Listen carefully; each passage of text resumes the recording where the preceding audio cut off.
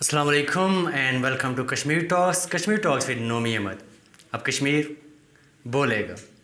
آج میں بہت خوش ہوں کہ ایک خواب کی تکمیل ہو رہی ہے. ایک ارادہ جو ہم نے کیا تھا finally we are getting started. اور اس سے بھی بڑی خوشی کی بات یہ ہے کہ آج ہمارے ساتھ ہمارے پہلے شو میں ہمارے بہت اسپیشل گیسٹ. ان کو جب میں چوکوں میں، چوراہوں میں، میدانوں میں، ایوانوں میں دیکھتا ہوں تو جو میرے دل میں، میرے ذہن میں ایک احساس پیدا ہوتا ہے وہ کسی نے کیا خوب لکھا ہے. قاضی شہر یہ بولا بادشاہ سے، بڑا سنگین مجرم ہے آقا، اسے سزائے موت دینی پڑے گی کہ اس کی سوچ ہم سب سے مختلف ہے. جی میری مراد doctor Tauqeer Gilani, chairman Jammu Kashmir liberation front. السلام علیکم ڈاکٹر صاحب and welcome to the show. وعلیکم السلام. ڈاکٹر صاحب ایسے جرم کیوں کرتے ہیں آپ جن کی سزائے موت ہو سکتی ہے؟ ڈر نہیں لگتا آپ کو؟ جی ڈر تو نہیں لگتا. جی ایسے جرم جو ہیں وہ اس سماج میں کرنا ضروری ہے، چونکہ یہ ایسے جرائم ہیں کہ جن کے کیے بغیر یہ معاشرہ جو ہے وہ آگے نہیں بڑھ سکتا ہے. تو کسی بھی معاشرے کو اگر ہم انسانی تاریخ کو دیکھیں تو اس کو آگے بڑھانے کے لیے جن جرائم کی طرف آپ نے اشارہ کیا ہے جی وہ کسی نہ کسی کو کرنے پڑتے ہیں. تو اگر اس کو ان جرائم کی سزا بھی ملتی ہے تو باقی سماج جو ہے وہ اس سزا سے وہ فائدہ اٹھاتا ہے اور وہ آگے بڑھتا ہے. صحیح. تو خوشی سے آپ وہ سزا قبول کر لیں گے؟ بالکل قبول کرتے ہیں، خوشی سے، انٹینشن سے، اپنی ویل سے کام کرتے ہیں. صحیح. تو ڈاکٹر صاحب توقیر گیلانی سے doctor Tauqeer Gilani chairman JKLF بننے تک کا جو سفر ہے پلیز اس کے بارے میں ہمارا جو JKLF ہے اس کی جو تنظیمی تقسیم ہے اس میں ایک ہمارا زون ہے آزاد کشمیر گلگت بلتستان انکلوڈنگ پاکستان، جہاں پہ ہماری تنظیم کا سیٹ اپ ہے. تو میں اس زون کا صدر ہوں. تو اس تحریک کے ساتھ میری وابستگی جو ہے وہ 1988 سے ہے. 1988 میں جب میں نے کالج جوائن کیا تو پھر میں اس تحریک کے ساتھ بھی جڑ گیا. تو پھر اس کے ساتھ یہ جو سفر ہے، یہ جو ہمارا قومی آزادی کی تحریک کا سفر ہے، یہ چلتا رہا. یہ it's now almost about 32-33 years, 32-33 سال تو ہو گئے ہیں اس جدوجہد میں. تو اس میں چلتے ہوئے ظاہر ہے جب ہم آگے بڑھتے ہیں تو پھر مختلف ذمہ داریاں جو ہیں وہ آپ کو، ہماری جو تنظیم ہے ان سے بھی آپ کو جو ہے وہ گزرنا پڑتا ہے.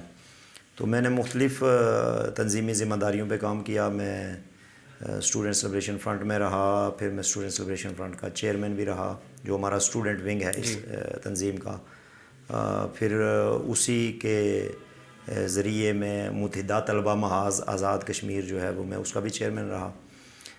پھر متحدہ طلبہ محاذ پاکستان بھی بنا ایک دور میں، جس میں پاکستان اور آزاد کشمیر اور گلگت بلتستان یہ سارے طلبہ جو تھے وہ ایک پلیٹ فارم پہ آئے. آپ بھی اس کا حصہ رہے؟ تو میں اس کا بھی حصہ رہا، میں اس کا نائب صدر رہا. یہاں چونکہ میں متحدہ طلبہ محاذ کا چیئرمین تھا تو پھر میں متحدہ طلبہ محاذ پاکستان جو بیسیکلی اسٹوڈنٹس کے ایشوز ہوتے ہیں اس کے حوالے سے وہ قائم کیا گیا تھا. سو ڈاکٹر صاحب یہ آپ کا اس تحریک کے ساتھ جڑنا لاشعوری فیصلہ تھا آپ کا، یہ شعوری سوچ سمجھ کے کیا گیا فیصلہ تھا؟ نہیں، یہ بالکل شعوری فیصلہ تھا جی. اور جب جیسے ہی ہم نے جوانی کی دہلیز پہ قدم رکھا، میں یا میرے اور بے شمار دوست جو تھے، تو ہمیں اپنے سامنے جو ہے وہ یہ ایک چیز نظر آئی کہ ہماری جو قوم ہے وہ ایک جدوجہد میں ہے اور وہ آزادی کی جو لڑائی ہے اس نے ایک نئی شکل اختیار کر لی تھی. 1988 کی میں بات کر رہا ہوں. تو تب ریاست کے ایک حصے میں نوجوانوں نے آزادی کے حصول کے لیے اور اپنی آواز دنیا تک پہنچانے کے لیے بندوق اٹھا لی تھی. تو اس کی بندوق کی جو گن گرج تھی وہ کافی اونچی ہو گئی تھی اور وہ پوری دنیا میں سنائی دینا شروع ہو گئی تھی. تو ہم لوگ بحیثیت نوجوان جو ہیں وہ اس تحریک کے ساتھ شعوری طور پہ وابستہ ہوئے کہ میں نے بندوق تو نہیں اٹھائی پرسنلی، میں شروع سے ہی مطلب پولیٹیکل مینز کے ساتھ جو ہے وہ جدوجہد میں شامل رہا، لیکن ظاہر ہے ہماری جماعت اس میں انوالو تھی. تو ہم جو ہیں وہ شعوری طور پر اس میں انوالو ہوئے اور اپنا جو رول ہے ہمارا اس ریاست کے ایک باشندے کی حیثیت سے اور نوجوان کی حیثیت سے وہ ادا کرنا شروع کیا اور شعوری طور پر اس میں تو ڈاکٹر صاحب NSF SLF اور باقی بہت ساری لیفٹ کی بائیں بازو کی جماعتیں ہیں، اس میں سے JKLF ہی کیوں، جموں کشمیر لبریشن فرنٹ ہی کیوں؟ جی، ایک تو یہ ہے کہ جموں کشمیر لبریشن فرنٹ جو ہے وہ جب ہم نے اس کو جوائن کیا تو یہ آزادی کی ایک نمائندہ آواز تھی پوری ریاست میں. بے شمار گروپس ہیں، اس پار بھی ہیں اس پار بھی ہیں، گلگت بلتستان میں بھی ہیں، چھوٹے موٹے بڑے گروپس کام کر رہے ہیں. تو جو یہ لیفٹ رائٹ کا جو معاملہ تھا یہ بھی اس وقت تھا زیر بحث، چونکہ یہ ایک ایسا دور تھا کہ جس میں نظریات کی ڈیبیٹ بھی جو ہے وہ کافی رہتی تھی. تو JKLF ایک تو یہ تھا کہ JKLF ایک ماڈریٹ تنظیم تھی جو some how inclined towards left, لیکن وہ لیفٹ نہیں تھا، وہ ایک سیکولر ڈیموکریٹک آرگنائزیشن تھی. اور دوسرا یہ تھا کہ وہ آزادی کی تحریک کا ایک لیڈنگ جو تھا وہ چیپٹر تھا. تو بہت سارے لوگ جو تھے، بہت سارے نوجوان اس تحریک سے متاثر ہوئے اور JKLF سے ہم بھی اس لیے متاثر ہوئے کہ JKLF کا جو پورا ایک ہسٹوریکل بیک گراؤنڈ جو تھا وہ پورا ایک تو جدوجہد سے عبارت تھا اور دوسرا جو اس کی لیڈرشپ تھی وہ بڑی کمٹمنٹ والی لیڈرشپ تھی، ابھی آپ کی بات قربانیوں والی لیڈرشپ تھی. جی، ابھی آپ کی بات سے کہ آپ نے کہا کہ JKLF پوری ریاست کی نمائندہ جماعت تھی، تو اس سے سر میرا ایک کویسچن کہ آپ جو ابھی JKLF یہ وادی گلگت بلتستان آزاد کشمیر یا پورے ریاست جموں کشمیر کو ریپرزینٹ کرتی ہے، پورے کشمیر کی آزاد ریاست جموں کشمیر کی نمائندہ جماعت ہے یہ؟ بالکل ریپرزینٹ کرتی ہے، بلکہ میں آپ کو یہ کہوں کہ JKLF جو ہے وہ اس ریاست جموں کشمیر کے شہریوں کا جو پرسپیکٹیو ہے ریاست کے حوالے سے، اور جو ریاست جموں کشمیر کے باشندگان کی آواز ہے اس کا سولرلی جو اس کا ریپرزنٹیٹیو ہے وہ JKLF ہے. سر اس میں ریاست میں جو ہیں وہ 3 نقطہ ہائے نظر ہیں. ایک پرو انڈیا ایلیمنٹ ہے، پرو پاکستان ایلیمنٹ ہے. جتنے بھی لوگ ریاست کے اندر پرو انڈیا یا پرو پاکستان ہیں ان کو انڈیا یا پاکستان ریپرزینٹ کرتا ہے، ان سینٹیمنٹس کو، اس سوچ کو، اس فکر کو انڈیا یا پاکستان ریپرزینٹ کرتا ہے. تو جو آزادی کے حامی لوگ ہیں اس کے علاوہ، انڈیا اور پاکستان کے علاوہ، ان کو جو ہے وہ JKLF ریپرزینٹ کرتا ہے. سر اس میں یہ کہیں بھی مسلمانوں کی تحریک ہی تو نہیں ہے؟ کیا ریاستی غیر مسلم لوگ جیسے ہندو، سکھ، پارسی بھی اس جماعت میں شامل ہیں؟ جی بالکل شامل ہیں، شامل رہے ہیں، شامل ہو بھی رہے ہیں. JKLF ایک سیکولر آرگنائزیشن ہے. ہمارا بالکل اس پہ کلیئر نقطۂ نظر ہے وہ یہ ہے کہ ہم تو پہلی بات یہ ہے کہ جو ریاست کو جب دیکھتے ہیں تو وہ مسلمانوں کی ریاست کے طور پہ نہیں دیکھتے ہیں. گو کہ مسلمان اس ریاست میں اکثریت میں ہیں، لیکن یہ ریاست جموں کشمیر کے جتنے بھی باشندے ہیں، مطلب ان کا irrespective of their religion and their tribe and their language اور ان کا جو علاقہ ہے، ان سب چیزوں سے ہٹ کر یہ ریاست جموں کشمیر کے لوگوں کی ریاست ہے. تو JKLF بھی ریاست جموں کشمیر کے لوگوں کی ہی ایک نمائندہ جماعت ہے. ذمہ داری سے ہم جو ہیں وہ بالکل ہم تمام نقطہ نظر کو ہم اسی لیے ایک سیکولر نہیں سر، آپ سمجھتے ہیں، آپ کی آئیڈیالوجی آپ ایکسیپٹ کرتے ہیں لوگوں کو، لیکن آپ پوری ذمہ داری سے یہ بات کہہ سکتے ہیں کہ جموں کشمیر لبریشن فرنٹ میں ریاستی غیر مسلم لوگ بھی ہیں؟ بالکل ہیں جی، پوری ذمہ داری سے میں کہتا ہوں. صحیح. تو ڈاکٹر صاحب اس وقت JKLF کے پاس کتنے رجسٹرڈ ممبرز ہیں؟ JKLF چونکہ پوری دنیا میں پھیلا ہوا ہے، چونکہ ریاست کے لوگ پوری دنیا میں پھیلے ہوئے ہیں، تو مطلب انڈاؤٹیڈلی لاکھوں کے حساب سے ممبرز ہیں ہمارے. یعنی AJK میں یہ جو ہمارا زون ہے، جو AJK GB اور اس میں پاکستان بھی ہے، اس میں جیسے 10 ڈسٹرکٹ ہیں AJK میں، تو یہاں پہ ہماری تنظیم ہے. GB میں ہماری تنظیم ہے، پاکستان میں پنجاب میں ہماری تنظیم ہے، سندھ میں ہماری تنظیم ہے، بلوچستان میں ہماری تنظیم ہے، KPK میں ہماری تنظیم ہے. دنیا کے 63 ملکوں میں JKLF جو ہے وہ ایک آرگنائزیشن کے طور پہ موجود ہے. گلف میں ہمارا زون ہے، یورپ میں ہمارا زون ہے، برطانیہ میں ہمارا زون ہے، امریکہ اور کینیڈا میں ہمارا زون ہے، پوری دنیا میں انڈین آکیوپائڈ کشمیر میں ہمارا زون ہے. تو مطلب ہمارے JKLF کے ہمدردوں اور ممبران کی تعداد لاکھوں میں ہے. صحیح. سو ڈاکٹر صاحب لائک رجسٹرڈ ممبرس کی لائک اگر کچھ نہیں، رجسٹرڈ ممبر کی ایگزیکٹ تو میں آپ کو یہ فگر بتانے کی پوزیشن میں نہیں ہوں، چونکہ مختلف زونز ہیں تو وہ اپنے اپنے حساب سے کام کرتے، تو میرے پاس ایگزیکٹ فگر نہیں ہے کہ رجسٹرڈ ممبر اس وقت کتنے ہیں. صحیح. سو ڈاکٹر صاحب ایک اور چیز جو عوام کے ذہن میں ایک سوال ہوتا ہے جب آپ لوگوں سے عام بات کرتے ہیں گلیوں میں بازاروں میں، تو وہ یہ کہتے ہیں کہ اگر کشمیر کی آزادی، کشمیر کا فیصلہ ہونا دور ہے، وہ منزل دور ہے، تو آپ جیسے کہ شعوری بنیادوں پہ جد و جہد کی بات کرتے ہیں، آپ کا یہ یقین ہے کہ جد و جہد شعوری بنیادوں پہ ہونی چاہیے، تو ایسا پاسبل نہیں ہے کہ کسی نے لائک ایجوکیشن میں کام کیا جائے؟ ریاست کی جو نوجوانوں کی انرجیز ہیں ان کو آپ ایجوکیشن میں لے کے آئیں، ان کو سائنس اور ٹیکنالوجی کی بات کریں ایک پلیٹ فارم سے، ساتھ ان کی فائنینشیل لائک جو پرسپیکٹیو ہے فائنینشیل چیزوں میں آپ لائک پروجیکٹس لے کے آئیں یا ان کو بتایا جائے. کیا آپ ایسی بھی کوئی ایکٹیویٹی کرنا چاہ رہے ہیں یا چاہیں گے؟ دیکھیں نا، مطلب ہم تو بیسیکلی ایک پولیٹیکل ریزسٹنس ہیں، ایک آزادی کی تحریک چلا رہے ہیں، تو اس وقت نہ تو ہم کوئی حکومت ہیں، نہ کوئی ہم NGO ہیں، نہ ہم کوئی ایسا ایک اسپیسیفک ڈپارٹمنٹ ہیں کہ جو جیسے کہ ایجوکیشن سیکٹر میں کام کر رہا ہو یا ہیلتھ میں کام کر رہا ہو یا انوائرمنٹ میں کام کر رہا ہو یا کسی اس طریقے سے. ایک پولیٹیکل پارٹی کی حیثیت سے یا ایک موومنٹ کی حیثیت سے ہماری ان سارے ایشوز پہ کہیں نہ کہیں نظر بھی ہوتی ہے، ہم بات بھی کرتے ہیں. جو ان ایشوز پہ جو لوگ کام کر رہے ہیں، ہمارے اپنے ممبران بے شمار ہیں جو ان ایشوز پہ کام کر رہے ہوتے ہیں، تو ہمارا وہاں پہ ان پٹ کسی نہ کسی شکل میں رہتا ہے. جیسے کہ میں آپ کو مثال دوں کہ ہماری جماعت کے اندر ایسے شعبے ہیں جو یہ کام کر رہے ہیں، جیسے کہ ہمارا ایک Kashmir relief and development foundation ہے جو اس طرح کے کام کرتا ہے. جیسے وہ مختلف جو سکولز ہیں، جو سرکاری سکولز ہیں خاص کر، اور وہاں پہ اگر کوئی بلڈنگ کا پرابلم ہے یا کوئی کیپیسٹی بلڈنگ کا ایشو ہے، تو وہاں ہم جو اپنا رول دے سکتے ہیں یا کنٹریبیوٹ کر سکتے ہیں وہ ہم کرتے ہیں. واٹر سپلائی کے مختلف پروجیکٹس جو ہیں اس پہ وہ ہماری تنظیم کام کرتی ہے.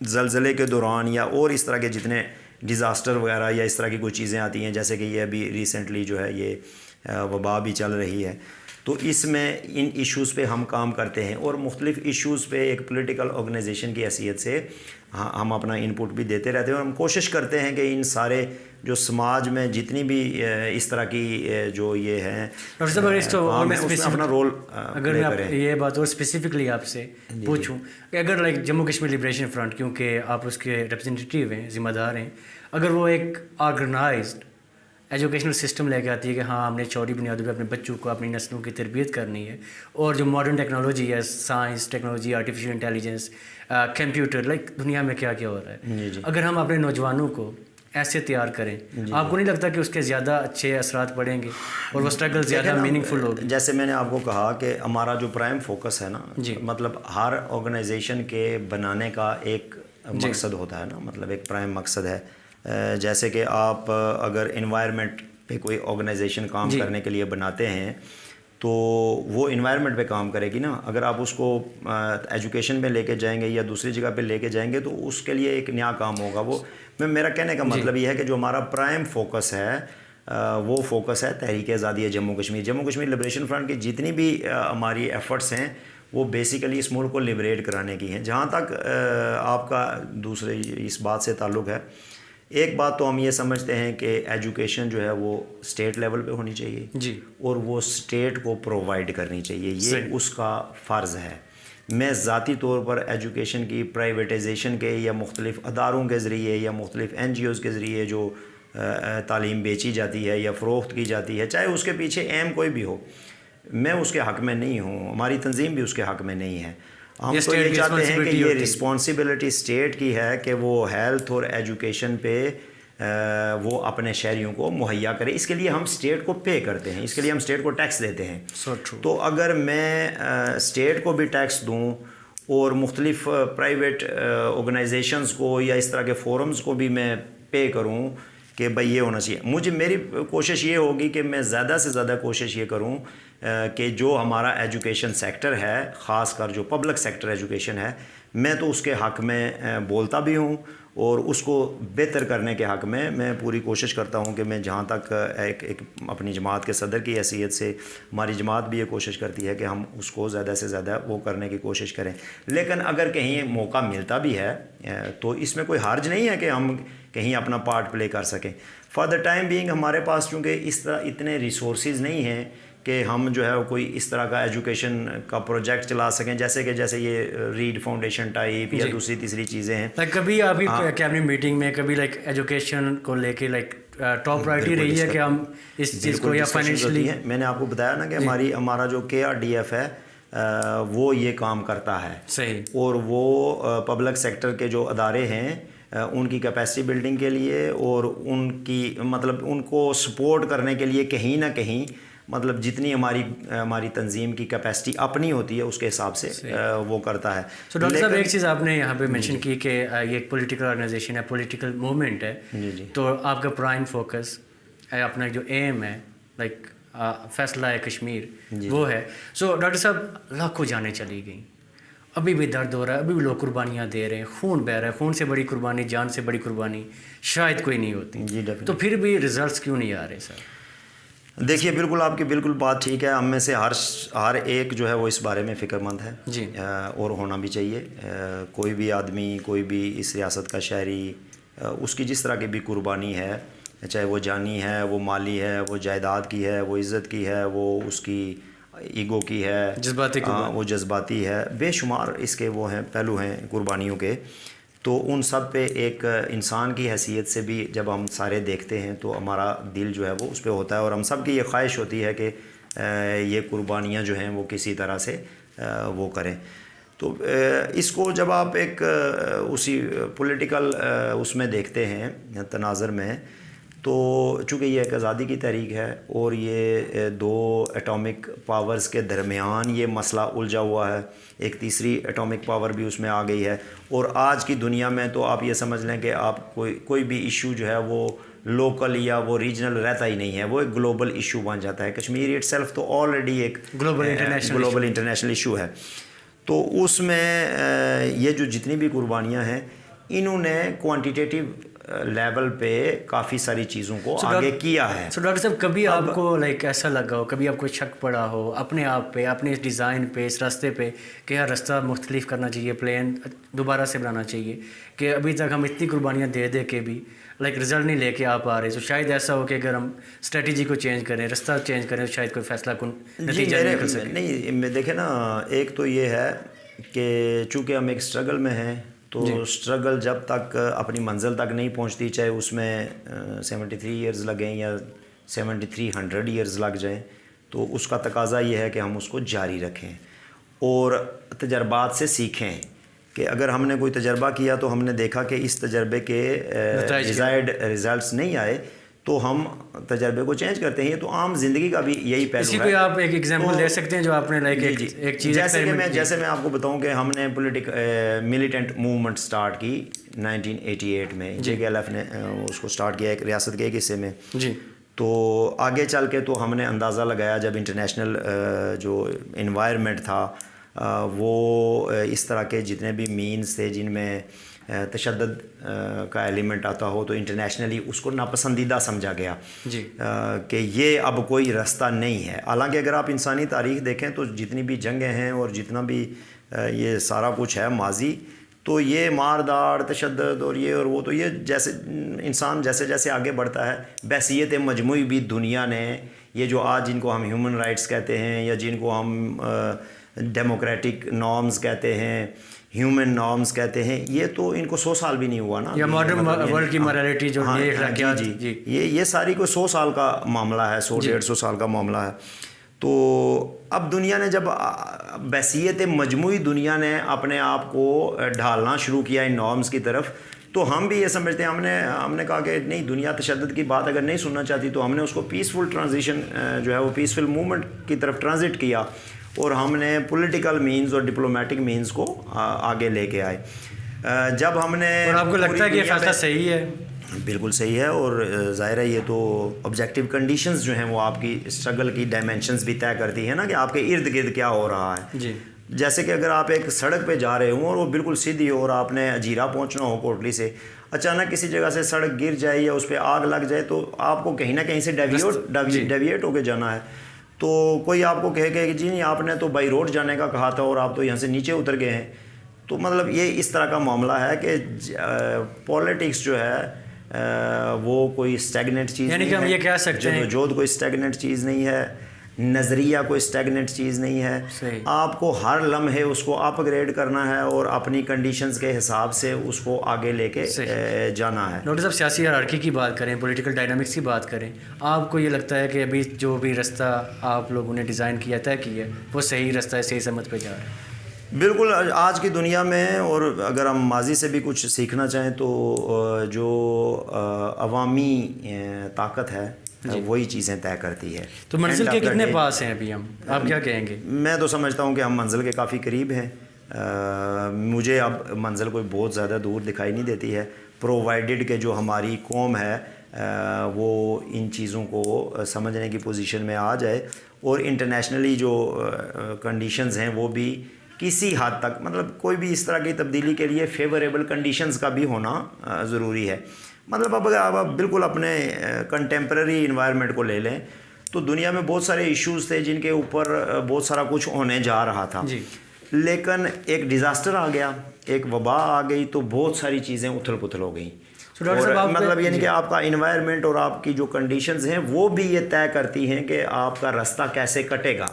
یعنی 1 گھنٹے کا رستہ 10 دن میں بھی کٹ سکتا ہے کہ اگر کہیں طوفان آ جائے تو اس لیے مطلب مجھے تو منزل کافی قریب لگتی ہے، لیکن میری یعنی اسیسمنٹ یہ ہے کہ اس کے لیے ایک جو عوامی طاقت کا اظہار ہے وہ پاورفل ہونا ضروری ہے. لوگ اپنے آپ کو ڈسکرائب تو کرتے ہیں، لوگ مینیفیسٹ کرتے ہیں اپنے آپ کو، لیکن وہ اکٹھے ہو کر آرگینائزڈ طریقے سے جب تک مینیفیسٹ نہیں کریں گے، اپنا مافی الضمیر بیان نہیں کریں گے تو تب تک ہم منزل سے پیچھے رہیں گے. سو ڈاکٹر صاحب آپ سچویشن کا ویٹ کرتے ہیں کہ سچویشن کو کنٹرول کرتے ہیں، اپنے حساب سے بناتے ہیں، لائک نیچرل فینومناز کے ویٹ کرتے ہیں کہ کوئی چیز تحریک کو آگے جان ڈالے؟ یہ ایسا نہیں ہے کہ ہم ویٹ کرتے ہیں کہ جی اب کچھ ہمارے حق میں ہو جائے. یہ تو ایک بڑی ریلیجیس سی اپروچ ہو جاتی ہے نا. جیسے تو ہم تو چونکہ ایک پولیٹیکل موومنٹ ہیں تو ہم تو اپنا سفر طے کر رہے ہیں. میرا کہنے کا مقصد یہ ہے کہ بعض دفعہ یہ ہوتا ہے کہ کنڈیشنز آپ پہ حاوی ہو جاتی ہیں، وہ آپ کو مجبور کرتی ہیں، آپ کو بلاک کرتی ہیں، آپ کو نقطۂ نظر یا آپ کو راستہ تبدیل کر کے آگے بڑھنے کا وہ کرتی ہیں. تو اس میں چونکہ کوئی ایسا معاملہ نہیں ہوتا. جب میں اکثر ایک مثال دیتا ہوں کہ پیغمبر اسلام جو ہیں جب وہ پہلی دفعہ حج کرنے کے لیے آئے تو حدیبیہ کے مقام پہ کفار کے 2 بندے آئے اور انہوں نے کہا جی کہ آپ حج نہیں کر سکتے ہیں اس دفعہ، تو ہماری آپ کو یہ ہے کہ آپ اس سال واپس چلے جائیں اور آپ اگلے سال آئیں. تو ان باتوں پہ وہاں تلواریں نکل آئیں. صحابہ کرام نے کہا کہ جی ہم تو آئے ہیں تو ہم تو کر کے جائیں گے. تو پیغمبر نے ایک بڑا ہسٹورک وہاں پہ معاہدہ کیا جس کو صلح حدیبیہ کہتے ہیں. تو وہاں سے وہ واپس چلے گئے اور نیکسٹ ایئر جب وہ آئے تو وہ ایسے جاہ جلال سے آئے کہ آگے کوئی ریزسٹنس جو ہے وہ باقی نہیں تھی، اور وہ انہوں نے بغیر کسی ریزسٹنس کے وہ جو اپنے آبجیکٹیو سے وہ حاصل کیے، مکہ فتح ہو گیا. تو مطلب جب آپ جدوجہد میں ہوتے ہیں تو جو لوگ لیڈ کر رہے ہوتے ہیں ان کے اوپر ذمہ داری ہوتی ہے کہ انہوں نے قافلے کو بھی بچانا ہے، انہوں نے اسٹرگل کو بھی بچانا ہے، انہوں نے راستے نکالنے ہیں اور مقصد بھی پورے کرنے ہیں. تو ان کو کہیں نہ کہیں آگے پیچھے سے ہو کے تو چیزوں کو کرنا پڑتا ہے. ڈاکٹر صاحب آپ نے کہا تھا کہ عوامی طاقت کا اظہار، تو جب چکوٹھی مارچ لائک ایک تاریخ ہے کہ اتنا بڑا عوامی سمندر نہیں دیکھا گیا، تو سر وہ فیصلہ کن مومنٹ کیوں نہیں بنی؟ یہ لیڈرز کی نااہلی ہے؟ نہیں، وہ ایک دفعہ تو نہیں ہو سکتا نا، لیکن ایشو کے حساب سے ہے. مطلب یعنی کہ ریاست جو ہے وہ ہماری جس کی ہم لڑائی لڑ رہے ہیں، جو ہمارا آبجیکٹیو ہے وہ 3 حصوں میں، 3 بڑے حصوں میں ڈیوائیڈڈ ہے. ہمارے درمیان جو ہے وہ ایک خونی لکیر کھینچی ہوئی ہے، اس میں باڑ لگی ہوئی ہے، اس میں کوئی دونوں طرف جو ہے وہ 12-15 لاکھ فوجی بیٹھے ہوئے ہیں، حکومتیں ہیں، قوانین ہیں، ایک پورا یعنی کہ جو قبضے کا ایک پورا میکانزم ہے نا. تو وہ اتنا اسٹرانگ ہے کہ اس کو بار بار ہلانا پڑے گا، اس کو بار بار عوامی طاقت کے اظہار کے ذریعے سے اس کو کمزور کرنا پڑے گا. تو جب وہ کمزور ہوگا تو جب وہ جا کے گرے گا. بالکل لاسٹ ایئر، بالکل آج کی ڈیٹ میں ہی یہ مارچ ہوا جس کی آپ نے کوٹ کیا، تو اس میں بے شمار لوگ تھے، بہت سارے لوگ نکلے، لیکن شاید پھر بھی وہ اتنے لوگ نہیں تھے جتنے لوگ جو ہیں وہ ان ساری چیزوں کو شیک کرنے کے لیے چاہیے. صحیح سر، کچھ اندازہ ہے کہ کتنے لوگ ہوں گے؟ تو لائک کبھی آپ نے اس طرح نہیں، میں تو خیر اس اسٹیٹسٹکس میں جانے کی کوشش کی. ہاں جی، یہ کوشش بتاؤں کہ جی اگر ہم 1,00,000 بندے ہو جائیں تو شاید فتح ہو جائے. یہ تو پولیٹیکل طریقہ نہیں ہے نا. پولیٹکس کو آپ پریڈکٹ نہیں کر سکتے ہیں، اور جیسے کوئی بھی ریولوشن یا کوئی بھی اس طرح کی موومنٹ کی سکسیس کو آپ پریڈکٹ کر ہی نہیں سکتے ہیں، چونکہ یہ پولیٹیکل سائنس جو ہے وہ یہ نیچرل سائنس کی طرح نہیں ہے کہ آپ 2+2 4 ہو جائے گا. جی، تو اس میں پھر ایسے بھی ممکن ہے کہ جتنے لوگ پہلے نکلے تھے اگر اتنے ہی لوگ واپس نکلیں تو شاید فتح ہو جائے. بعض دفعہ ایسا بھی ہوتا ہے کہ بہت تھوڑے لوگ جو ہیں وہ چیزوں کو، جیسے پچھلے عرصے میں ٹرکی میں جو ہے وہ ان کے پرائم منسٹر نے ٹویٹ کیا جی کہ میرا تختہ الٹنے کی کوشش کی جا رہی ہے، تو آپ لوگ باہر نکلیں. رات کے 1:30-2 بجے لوگ نکلے، وہ کچھ ہزاروں کے حساب سے تھے، شاید کوئی 1-2-4 ہزار لوگ ہوئے ہوں گے، لیکن انہوں نے اس کو ناکام بنا دیا. انہوں نے فوجی جو وہ کر رہے تھے ریوالٹ، ان کو پکڑا. تو مطلب بعض ایونٹس ایسے ہوتے ہیں کہ جو ٹریگر کرتے ہیں چیزوں کو. یعنی کہ پچھلے عرصے میں جب یہ شام پہ ہو رہا تھا سارا معاملہ، تو وہاں سے لاکھوں لوگ جو تھے، 60-65 لاکھ لوگ وہاں سے مائیگریٹ ہوئے، اور وہ یورپ کی بارڈرز پہ 3-4 مہینے سے پڑے ہوئے تھے، اور تمام ملک جو ہیں وہ انکار کر رہے تھے کہ ہمارے پاس گنجائش ہی نہیں ہے کہ ہم اتنے لوگوں کو ان کر سکیں. پھر ایک تصویر آ گئی ایک شامی بچے کی جو سمندر پہ تیرتی ہوئی، اس کی ڈیڈ باڈی جو تھی، تو اس کا اتنا امپیکٹ تھا اس تصویر کا، اتنا پاورفل، کہ میں نے دیکھا کہ جرمنی کی جو چانسلر تھیں وہ پریس کانفرنس کرتے ہوئے رو پڑی، اور انہوں نے کہا کہ میں اپنی بارڈرز جو ہے وہ کھول رہی ہوں اور یہ سارے لوگ جو ہے وہ اندر آ جائیں. تو ایونٹس بعض دفعہ ایسے ہوتے ہیں جو ہسٹری کو ٹرن دے دیتے ہیں، کوئی نہ کوئی چیزیں، اور لوگوں کو وہ کرتے ہیں. ڈاکٹر صاحب کیا لگتا ہے میرا کہنے کا ہماری جو بارڈرز ہیں ان پہ بھی لائک ان کو کسی کو ترس آئے گا تو پھر کھلیں گی یا کہ نہیں؟ کھلوانے کے لیے آئے گا. ہمیں بیسیکلی ہمیں تو یہ کوشش کرنی ہے. اب اس میں مطلب یہ نہیں کہ دیکھیں نا، جیسے کہ میں نے کہا شام کے بچے کی ایک امیج آ گئی، تو کشمیری بچوں کی بھی تو ہزاروں امیجز آئی ہیں، پیلٹ گنز کی امیجز آئی ہیں. انہوں نے کہیں نہ کہیں لوگوں کو تھوڑا بہت کیا ہے، جھنجھوڑا ہے. لیکن مطلب امیگرینٹس کو ملک کے اندر ڈالنا اور 2-3 ملکوں کو ایک خطے سے نکال کے اور اس خطے کو آزاد حیثیت میں دلوانا، یہ مطلب تھوڑے سے ڈیفرنٹ کام ہے. تو اب کہنے کا مطلب یہ ہے کہ ہمیں یہ بہت بڑی تعداد میں بحیثیت قوم، ضروری نہیں کہ ہر خطے میں ایسا کچھ ہی ہو کہ جی ریاست کے جتنے بھی خطے ہیں اور جتنے بھی ضلع ہیں اور جتنے علاقے ہیں وہاں سے لاکھوں کے حساب سے لوگ باہر نکلے، لیکن جو ریاست کی جو مین سینٹرز ہیں، جیسے کہ آپ کا سری نگر ہے، آپ کا مظفر آباد ہے، آپ کا گلگت ہے، آپ کا لداخ ہے، ایٹ لیسٹ یہاں سے بڑی موومنٹس کا بننا ضروری ہے، بڑی پولیٹیکل موومنٹس کا. چونکہ ان فوجوں کو ہم نہتے لوگ ہیں، ہمارے پاس کوئی بندوقیں نہیں ہیں، ہمارے پاس کوئی ہتھیار نہیں ہے، ہماری اپنی کوئی فوج نہیں ہے. تو ان فوجوں کو اور اس قبضے کو ہم ایک عوامی طاقت کے ذریعے سے ہی باہر نکال سکتے ہیں. اور عوامی طاقت کے اظہار کا طریقہ وہی ہے جو پوری دنیا میں ہوتا آیا ہے، کہ آپ کو بہت بڑی تعداد میں باہر نکلنا ہے اور آپ کو اس سسٹم کو شیٹر کرنا ہے. یہ کب ہوتا ہے یہ میں پریڈکٹ کرنے کی پوزیشن میں نہیں ہوں، لیکن بہت جلد ہوگا.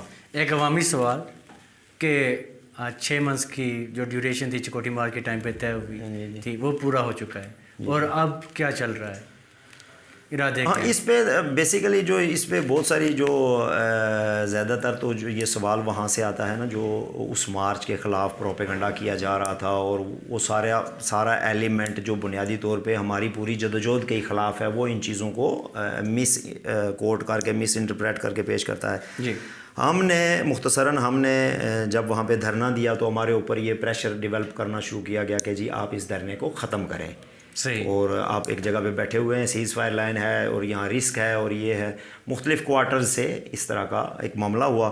ہمارا دھرنا جو تھا وہ پہلے دن سے یونائٹڈ نیشن کی یہاں پہ جو اسلام آباد میں آفس ہے وہ اس کو مانیٹر کر رہا تھا. ان کے آبزرورز جو تھے وہ ڈیلی اس کی رپورٹس بھی بھیج رہے تھے.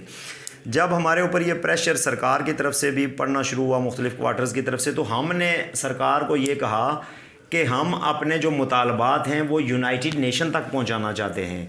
ہمارا جو پورے کا پورا اس مارچ کا جو مین بینر تھا وہ تھا کہ یونائٹڈ نیشن ریاست جموں کشمیر میں آئے، اپنا جو ڈیو رول ہے اس کا وہ ادا کرے، یہاں سے ڈی ملٹرائزیشن ہو اور یہاں پر ایک رائے شماری یا ریفرینڈم یا واٹ ایور ایک فیصلہ لے پائیں۔ تو ہم نے یہ جو ہمارے اوپر آگے تو یہ اپیلیں یا پریشر ڈیولپ ہو رہا تھا جی کہ آپ اس کو ختم کریں، تو ہم نے ان کو یہ کہا کہ آپ یونائٹڈ نیشن کے لوگوں کو لے کے آئیں تو ہم ان کو اپنے مطالبات دے کے تو ہم ختم کریں گے۔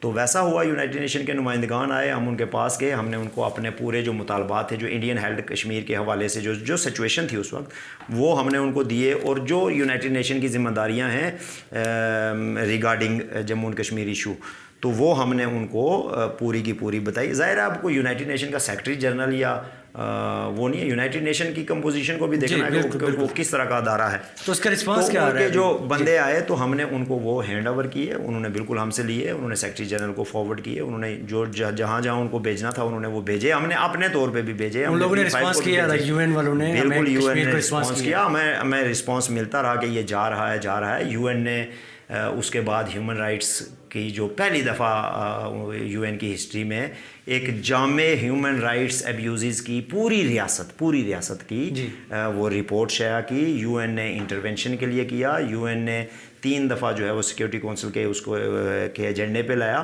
اس میں صرف ہمارا دھرنا ہی نہیں تھا کہ یہ سارا کچھ اس کی وجہ سے، اس میں وہ جو اس طرف کی کنڈیشنز تھی وہ بھی رول پلے کر رہی تھی، لیکن یہ 50 سال کے بعد ہو رہا تھا۔ یہ آخری دفعہ 72 میں ہوا تھا، پھر اس کے بعد شملہ ہو گیا، تو شملہ میں پاکستان انڈیا نے یو این سے کیس کو باہر نکالا، انہوں نے کہا کہ ہم out of the United nation جو ہے وہ سیٹلمنٹ کریں گے، ہم خود بیٹھ کے کریں گے۔ تو یونائٹڈ نیشن نے اس کو پھر اس کے بعد کبھی کنسیڈر نہیں کیا تھا، اس کے بعد انہوں نے کنسیڈر کرنا شروع کیا، اور ہم نے یہ یونائٹڈ نیشن کو یہ کہا کہ آپ ان مطالبات پہ کنکریٹ سٹیپس اٹھائیں، آپ ان پہ کام کرنا شروع کریں، یہ جو معاملہ ہے اس کے حل کے لیے میکانزم وضع کریں، تو ہم آپ کا انتظار کریں گے۔ اگر آپ نے یہ نہ کیا تو 6 مہینے کے بعد ہم بحیثیت آرگنائزیشن اس طرح کے دھرنے یا اس طرح کی ایکٹیویٹیز یا کوئی اور بھی ایکٹیویٹیز جو ایک غلام قوم کے لوگوں کو مناسب لگتی ہیں ہم وہ کرنے میں حق بجانب ہوں گے، تو ہم وہ کر رہے ہیں۔ اس کے بعد تو یونائٹڈ نیشن نے جو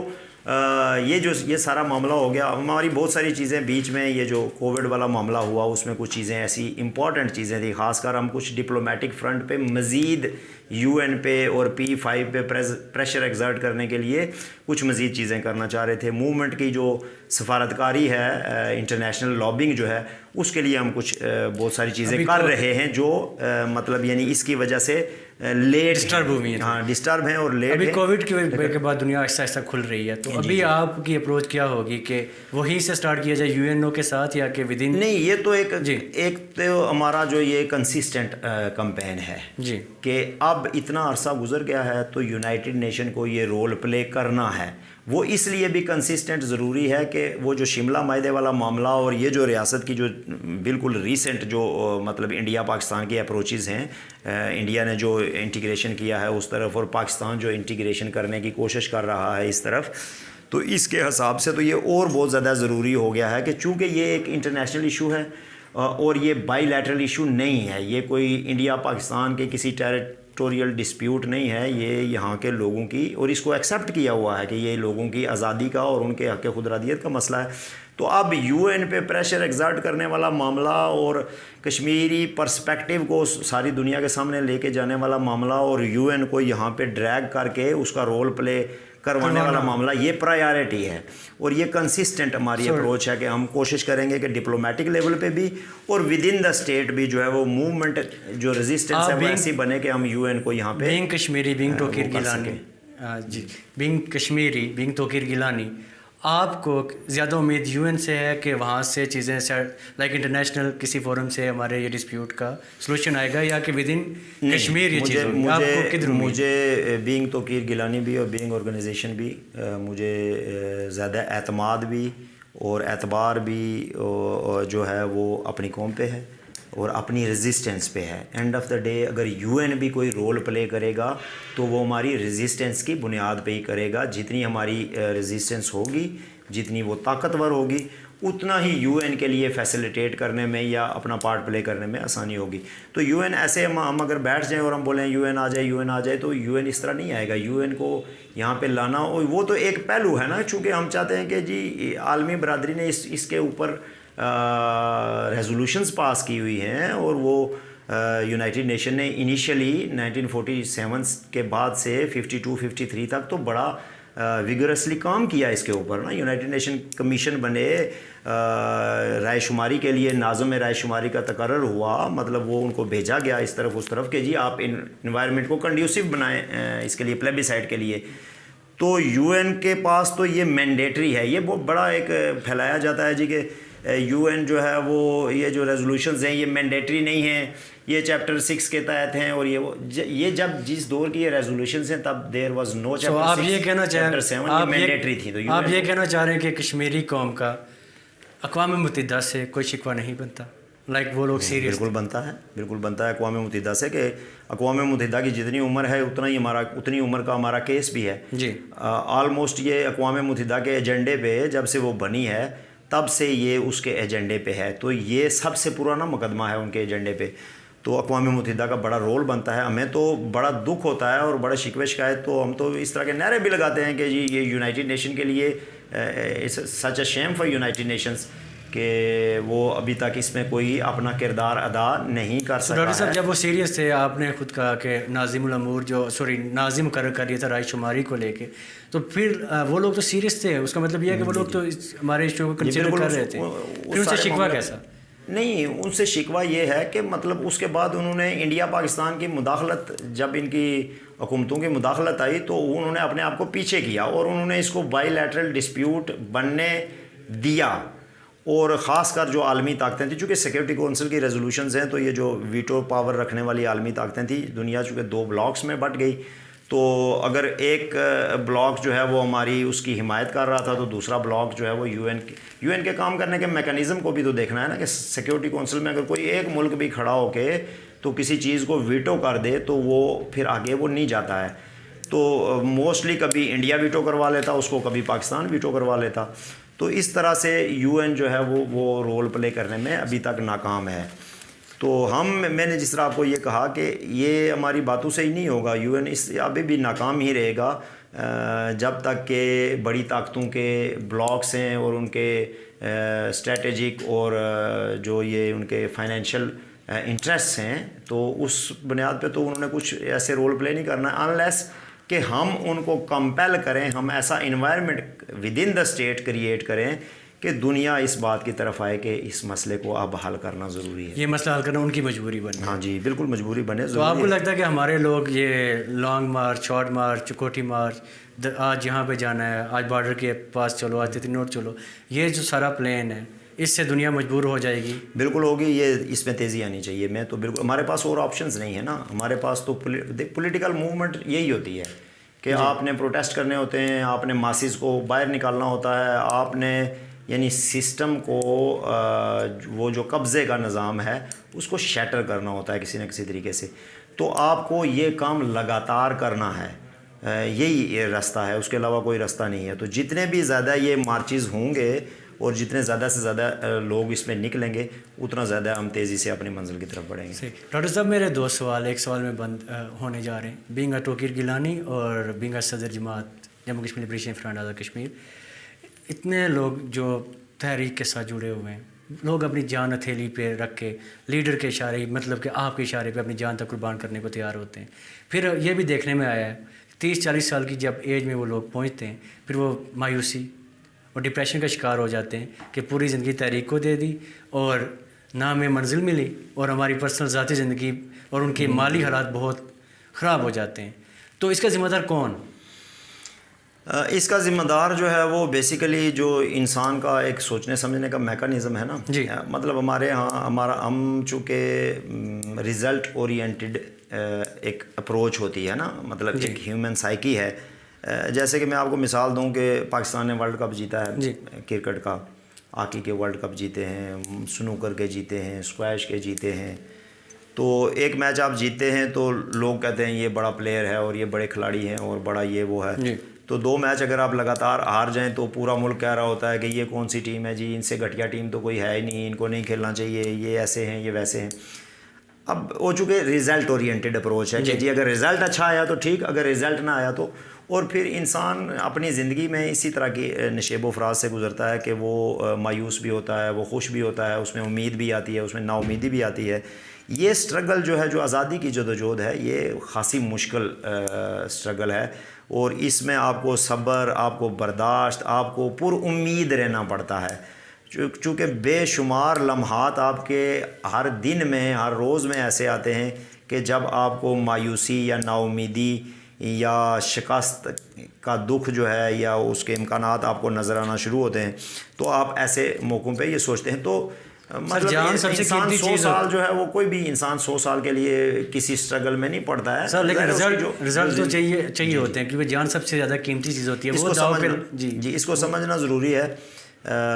देखें ना, जब आप, हमें हमारे उस्तादों ने बताया कि जब आप पानी को चूल्हे पे रखते हैं और उसके नीचे आग जलाते हैं तो पानी जो है वो 99 डिग्री सेंटीग्रेड तक अपनी वो जो कैफियत है, जो लिक्विड है, वो एक माया है, वो बरकरार रखता है। उसके बाद जब 1 सेंटीग्रेड उसमें ऐड होता है तो उसकी वो कैफियत चेंज हो जाती है, तो वो गैस में तब्दील होना शुरू हो जाता है। तो हालांकि 99 उससे पहले गुजर चुके होते हैं। तो ये जो, अगर आप इनको क्वांटिटेटिवली डिस्ट्रीब्यूट करें तो जितनी भी स्ट्रगल के छोटे छोटे नतायज होते हैं जो इतने विजिबल नहीं होते, ऑब्वियस नहीं होते कि उनको हतमी नतीजा समझा जाए, लेकिन जब वो सारे किसी क्वालिटेटिव चेंज में जाते हैं तो तब लोगों को नज़र आता है कि अच्छा ये तो तब्दील हो गया है, मामला सारा चेंज हो गया है। तो ये जितनी भी स्ट्रगल है, कोई भी स्ट्रगल, वैसे भी कोई भी स्ट्रगल ज़ाया नहीं जाती है। मतलब इसकी मैं मिसाल आपको ये भी दे सकता हूँ कि आप, हम पढ़ना शुरू करते हैं तो हम जब 20 साल पढ़ लेते हैं तो उसके बाद उसका एक रिज़ल्ट निकलना नज़र आता है कि जी अब शायद मुझे नौकरी मिल जाएगी और मैं इसमें से कमाऊँगा और मेरी ज़हन साजी भी हो जाएगी और ये कुछ, तो उस पूरे 20 साल उसमें लगे होते हैं। स्ट्रगल का मामला ये है कि ये, इसमें विक्ट्रीज़ भी होती हैं, इसमें आपको जो है वो शिकस्त भी होती रहती है, हार जीत इसमें छोटे लेवल पे, माइक्रो लेवल पे चल रही होती है। एंड ऑफ द डे एक लंबे अरसे के बाद आपको क्वालिटेटिव चेंजेस जो हैं वो नज़र आती हैं। तो आम आदमी जो है वो चूँकि शॉर्ट कट में चीज़ों को देखना चाह रहा होता है, तो वो सोचता है कि अगर मैंने 1 साल से मैं नारे लगा रहा हूँ और मैं ये ख्वाहिश कर रहा हूँ कि मेरा मुल्क आज़ाद हो जाए, तो अगर नहीं आज़ाद हुआ तो हो सकता है कि वो ये नतीजा भी अख़ज़ कर ले कि ये फजूल काम है, ये मुझे नहीं करना चाहिए। जैसे कि इब्तिदा में लोगों ने K2 पे चढ़ने की कोशिश की या माउंट एवरेस्ट पे, तो बेशुमार लोगों ने ये नतीजा निकाला कि ये फजूल काम है और ये नहीं हो सकता, इतनी हाइट तक हम नहीं जा सकते हैं। लेकिन कुछ लोगों ने हिम्मत नहीं आ रही और वो वहाँ पे चले गए। तो हम तो इस स्ट्रगल को ऐसे देखते हैं आम आदमी इसको जो है वो नतीजे पे पहुंचना है, इसको ज़ाया नहीं होना है। ज़ाहिर है इसमें आम आदमी सर जान दाव पे लगाता है, तो फिर वो नतीजा एक्सपेक्ट करे तो इसकी फेयर एक्सपेक्टेशन, बिल्कुल वो हक बजानब है और वो डिप्रेशन होना भी इसका समझ आता है, बिल्कुल समझ में आता है, वो हक बजानब है नतीजा रखने में भी। लेकिन सारी चीज़ें जो हैं वो उसके इख्तियार में नहीं होती है ना स्ट्रगल करने वालों के। मतलब अगर मैं कब्ज़ा छुड़ाने के लिए जद्दोजहद कर रहा हूँ तो कब्ज़ा बरकरार रखने के लिए भी काम हो रहा है। सही समझ, जिन ताकतों के ख़िलाफ़ हम काम कर रहे हैं वो हमारे ख़िलाफ़ भी काम कर रही हैं। तो ये बड़ा मुश्किल सा मामला है कि कब हम जो है वो उनको विन ओवर करेंगे। यानी वो हमसे कई गुना ज़्यादा ताकतवर हैं, कई गुना ज़्यादा पावरफुल हैं और उनको कानून का सहारा भी हासिल है, उनको मतलब उनको असले का सहारा भी हासिल है, उनके पास फ़ौजें भी हैं, उनके पास पैसे भी हैं, उनके पास इंटरनेशनल सपोर्ट भी है, उनके पास रियासतें भी हैं। उसके मुकाबले में निहत्ते लोग हैं इस रियासत के जो आज़ादी मांग रहे हैं। तो इतनी बड़ी ऑर्गेनाइज्ड ऑक्यूपेशन के ख़िलाफ़ comparatively very very less organised और with acute lack of resources जो मूवमेंट चल रही होती है, तो उसको जीतने के लिए तो हम ये कह सकते हैं कि अभी घुटन इतनी बढ़ेगी कि सांस लेना भी अजाब होगा।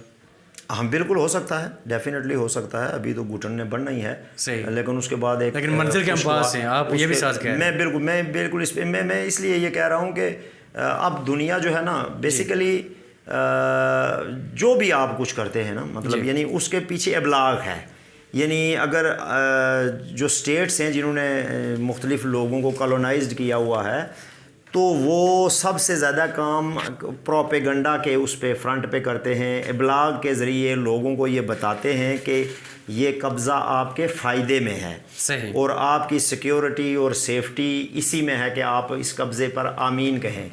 تو آج کی دنیا میں چونکہ جو اس قبضے کو آمین انکار کرتے ہیں، آمین نہیں کہتے، ان کی وائسز ابلاغ کے محاذ پہ بڑی کمزور ہوتی ہیں۔ جی، آج کی دنیا جو میں نے جس بنیاد پہ یہ کہہ رہا ہوں کہ ہم نزدیک ہیں، آج کی دنیا میں ابلاغ کی گنجائش بہت بڑھ گئی ہے، اب سچ کو لوگوں تک پہنچانا نسبتاً آسان ہے، تو لوگوں کے شعور میں جو تبدیلیاں آ رہی ہیں اس سے اب لوگوں کا شعور چھلانگے لے رہا ہے، وہ پیدل نہیں چل رہا، صحیح، وہ جمپ لگا رہا ہے، آگے جیٹ پہ بھی چلا جائے۔ ہاں، تو اس سے امید کی جا سکتی ہے کہ شعوری سطح ایک ایسی جگہ پہ آ جائے جب لوگ اس اہمیت کو سمجھیں کہ ان کو باہر نکلنا ہے، ان کو سڑکوں پہ آنا ہے، ان کو چوکوں چوراہوں میں آنا ہے، اور اپنا جو پوائنٹ آف ویو ہے اس کو دنیا کے سامنے لانا ہے، اور دنیا کے سامنے وہ جا بھی سکتا ہے، یعنی ابلاغ کی جو آج کی سچویشن ہے۔ ڈاکٹر صاحب ایک عام کشمیری کے ذہن میں ایک سوال ہوتا ہے جو اکثر تنگ بھی کرتا ہے کہ Jammu Kashmir national student federation, Jammu Kashmir liberation front, student liberation front, I mean there are so many organization, بہت ساری پارٹیز ہیں، اب ان میں سے کس کو جوائن کرے؟ سارے لوگوں کے کلیم ہے کہ we are the only right اور ہم لوگ صحیح ہیں، اور پھر یہ جب منزل ایک ہے تو پھر اتنی زیادہ آپس میں ہی اختلافات کیوں؟ نہیں، میں تو اس کو اختلاف نہیں سمجھتا ہوں، مطلب آپ کو نہیں لگتا یہ چیزیں میں کمزور کر رہی ہیں؟ مثلاً جس دنیا میں ہم رہ رہے ہیں اس میں رائٹ آف ایسوسیشن جو ہے وہ ایک بیسک رائٹ ہے، بیسک ہیومن رائٹ اس کو کہا جاتا ہے۔ آپ کوئی ایسوسیشن، کوئی آرگنائزیشن، کوئی مطلب اجتماع، right of assembly, right of union, یہ آپ کو حاصل ہے، آپ بے شک 2 بندوں کا بنائیں یا 2 لاکھ بندوں کا بنائیں یا 2-4 بندوں کا بنائیں، تو یہ اختلاف نہیں ہے۔ اختلاف تو یہ ہو سکتا ہے نا کہ جی ہم مطلب میں ایک نقطۂ نظر کی بات کر رہا ہوں تو آپ کسی دوسرے نقطۂ نظر کی بات کر رہے ہوں تو یہ اختلاف ہے۔ میرا اختلاف ہے بالکل مسلم لیگ سے یا پی ٹی آئی سے یا مسلم کانفرنس سے، آئیڈیالوجیکل لیول پہ، کہ ہم ایک بات کر رہے ہیں وہ دوسری بات کر رہے ہیں، تو میرا نیشنل اسٹوڈنٹ فیڈریشن یا کسی دوسرے سے تو کوئی اختلاف ہے ہی نہیں ہے، سمجھ رہے ہیں؟ وہ ڈیفرنٹ آرگنائزیشنز ہیں، وہ الگ سے وہ بنی ہوئی ہیں۔ یہ بہت اچھی بات ہے کہ سارے لوگ ایک ہی پلیٹ فارم پہ اکٹھے ہو جائیں، ایک بڑی موومنٹ بنا سکتے ہیں۔ بالکل، کیوں نہیں چاہتے ہیں؟ ایسی خواہش سب کی رہتی ہے، لیکن یہ پریکٹیکلی ایسا ہوتا نہیں ہے نا، مطلب اس کا آپ نے کبھی کوشش کی اس کو؟ مطلب آپ یہ جیسے نیشنل اسٹوڈنٹ فیڈریشن ہے وہ ایک لیفٹ کی آرگنائزیشن ہے، ان کی ماس پارٹی ہے نیشنل عوامی پارٹی، وہ سوشلزم کے پرچارک ہیں۔ کوئی اور تنظیم ہے وہ جو ہے وہ سوشلزم کی پرچارک نہیں ہے، وہ کسی دوسرے آئیڈیا کو، کسی اکنامک سسٹم کو بہتر سمجھتی ہے۔ لبریشن فرنٹ ہے، ہم سیکولر ڈیموکریٹس ہیں، تو یہ تو ڈیفرنٹ اسکول آف تھاٹس کی تنظیمیں بنی ہوئی ہیں، لوگوں کے پاس آپشن ہے۔ آئیڈیالوجیکل کنفلکٹ اپنی جگہ پہ، لوگوں کی جانیں جا رہی ہیں، یہاں پہ آئیڈیالوجی کی بات نہیں، وہ تو پھر پوری تو آپ نے کبھی ایسی کوشش کی کہ ان ساری آرگنائزیشن کو بالکل کسی ایک پلیٹ فارم پہ؟ جیسے آپ ویری ریسنٹلی دیکھیں نا، یہاں جیسے اے جے کے میں جو جتنی بھی تنظیمیں کام کر رہی تھیں انہوں نے ایک الائنس بنایا، اس کو انہوں نے آل پارٹیز نیشنل الائنس کا نام دیا۔ اس سے پہلے ماضی میں بھی متعدد دفعہ الائنس بنے۔ یہ تحریک آپ کی طرف سے تھی؟ نہیں، میری طرف سے نہیں تھی یا ہماری طرف سے نہیں تھی، لیکن میں آپ کے سوال کے جواب میں یہ کہہ رہا ہوں کہ جس نقطے کی طرف آپ اشارہ کر رہے ہیں نا کہ اتنے لوگ مر رہے ہیں اور ہمیں ایک طرف ہونا چاہیے، وہ پارٹیز والا نقطہ نہیں ہے، اس کو سمجھنے کی ضرورت ہے۔ وہ ایک قومی پرسپیکٹیو کی بات ہے کہ ہماری قوم کو بحیثیت مجموعی، سری نگر والوں کو، جموں والوں کو، لداخ والوں کو، گلگت والوں کو، مظفر آباد والوں کو بحیثیت مجموعی ایک نیریٹو بلڈ کرنا ہے کہ ہمارے مسئلے کو حل کرو، ہمیں رائٹ آف سیلف ڈٹرمینیشن دو۔ وہ والا معاملہ ہے، وہ آزاد کشمیر جو 4000 مربع میل ہے، اس میں چند جماعتوں کا اکٹھے ہو کے کسی ایک نقطۂ نظر کو وہ کرنا، وہ یہ معاملہ نہیں ہے۔ یعنی کہ ہماری سب سے یعنی ریاست کی آزادی والا جو معاملہ ہے اس میں ایک نیشنل ہماری جو ہے نا وہ ایک اپروچ ہونی چاہیے، اور وہ اپروچ اس پہ لوگ اب متفق ہو رہے ہیں، تیزی کے ساتھ متفق ہو رہے ہیں کہ ہم سب اس بات پہ متفق ہیں کہ ہمارا جو ڈسپیوٹ ہے اس کو حل کیا جائے، اس ریاست کے اندر سے ہندوستان اور پاکستان جو ہیں وہ اپنی اپنی افواج نکالیں، اس کو دوبارہ یونائٹ کیا جائے، پولیٹیکل پروسیس بحال کیا جائے، پھر لوگوں کو آپشن دے دیا جائے کہ وہ جو بھی فیصلہ کریں تو وہ فیصلہ جو ہے اس کو فائنل سیٹلمنٹ کے طور پہ قبول کیا جائے. سر یہ معاملہ ہے. اسی سے ایک ذیلی کویسچن کہ پاکستان، ریاست پاکستان بھی رائے شماری کا احترام کرتی ہے، وہ بھی UN میں جا کے یہی بات کہتے ہیں کہ ہم رائے شماری، کشمیر کی رائے شماری چاہتے ہیں، مانگتے ہیں، تو پھر اختلافات کیا؟ نہیں، ایک تو بات یہ ہے نا کہ اس پہ جموں کشمیر پہ صرف پاکستان ہی تو نہیں ہے نا، یہاں پہ انڈیا بھی ہے. جی. تو مطلب یعنی کہ اوپر سے یا کسی انٹرنیشنل فورم پہ پاکستان کا ایک موقف رہتا ہے کہ کشمیر میں رائے شماری ہونی چاہیے، لیکن جب وہ اسلام آباد آتے ہیں تو ان کا موقف دوسرا ہوتا ہے. اب اگر ہم نے کئی دفعہ یہ باتیں کی ہیں، ان تک پہنچائی بھی ہیں، کہ اگر آپ یہ کہتے ہیں کہ اقوام متحدہ کی قراردادوں کے مطابق ریاست جموں کشمیر کے مسئلے کو حل کیا جائے تو اقوام متحدہ کی قراردادوں کو فالو کرنے کا آپ اعلان کریں. آپ یہ کہیں کہ پاکستان اقوام متحدہ کی قراردادوں کے مطابق اقدامات اٹھانے کے لیے تیار ہے، جس کے مطابق پاکستان کو ریاست جموں کشمیر سے اپنی افواج کا انخلاء کرنا ہے اور پھر انڈیا کو بھی اس کے بعد انخلاء کرنا ہے. یعنی قراردادوں کے مطابق پاکستان نے پہلے انخلاء کرنا ہے. ہم نے یہ میں اپنے تنظیم کا نقطہ نظر نہیں بیان کر رہا ہوں، یہ ان کا نقطہ نظر میں بیان کر رہا ہوں. ہمارا تو نقطہ نظر یہ ہے کہ کمپلیٹ اور سائملٹینیس وڈرال ہونا چاہیے، دونوں طرف افواج ایک ہی دفعہ نکلیں اور پوری کی پوری نکلیں. یونائٹڈ نیشن کی ریزولوشنز کہتی ہیں کہ پاکستان اپنی فوجیں پہلے نکالے گا، چونکہ پاکستان نے ریاست پہ حملہ کیا تھا اور انڈیا جو ہے وہ وہاں پہ کیس لے کے گیا تھا، اور پاکستان اپنی ساری فوجیں نکالے گا اور India bulk of its troops نکالے گا اور کچھ فوج جو ہے وہ وہاں پہ رکھے گا. تو اگر پاکستان کی اسٹیٹ ان قراردادوں پہ مطمئن ہے اور وہ چاہتی ہے کہ اقوام متحدہ کی قراردادوں کے مطابق، تو انہیں پھر انیشیٹ کرنا چاہیے.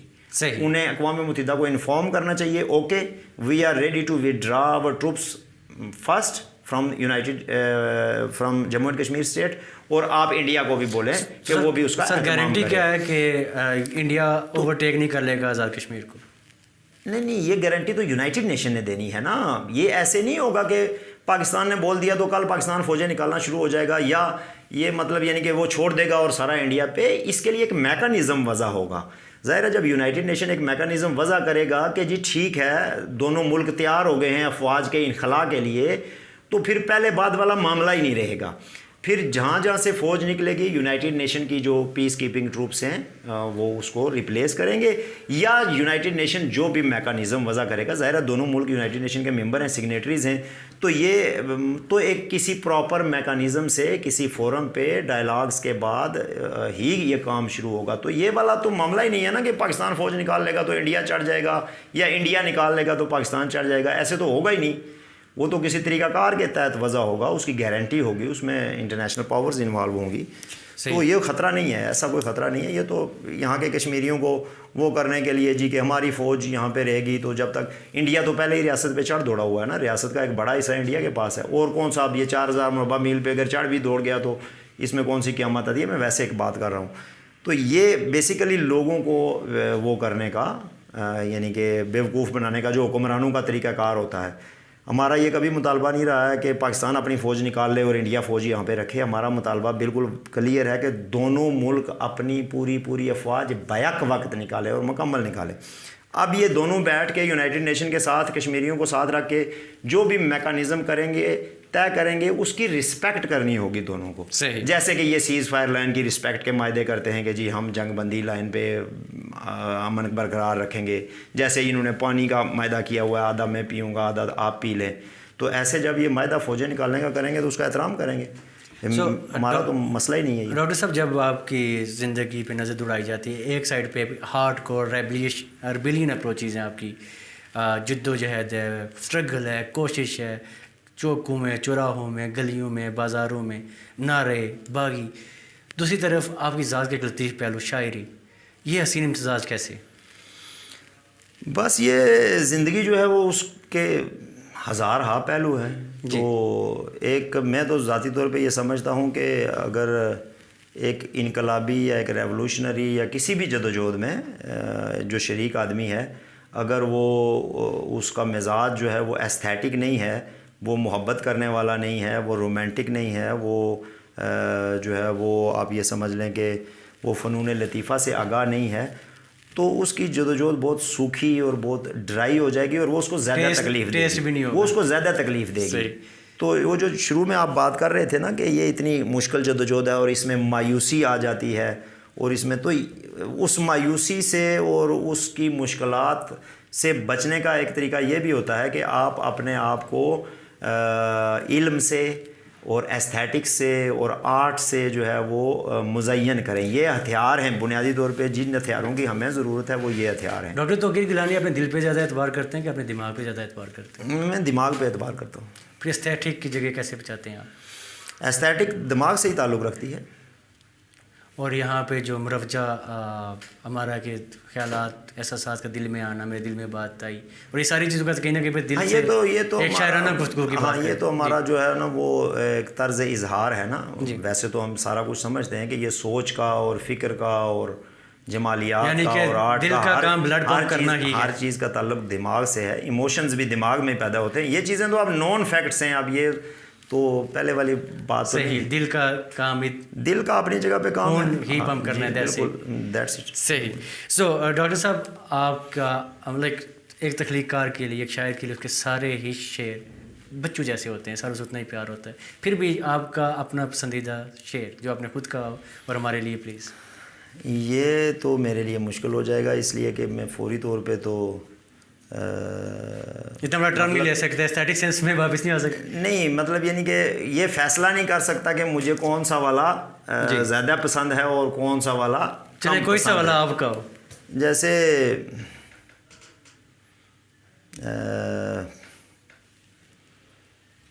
مطلب یعنی کہ میں زیادہ تر تو میں نظمیں کہنے کی کوشش کرتا ہوں، تو مجھے اپنی نظمیں زیادہ پسند ہیں پلیز۔ تو جیسے میں آپ کو ایک چھوٹی سی نظم سنا دیتا ہوں کہ ایک کچی بستی، جی، مطلب یعنی کہ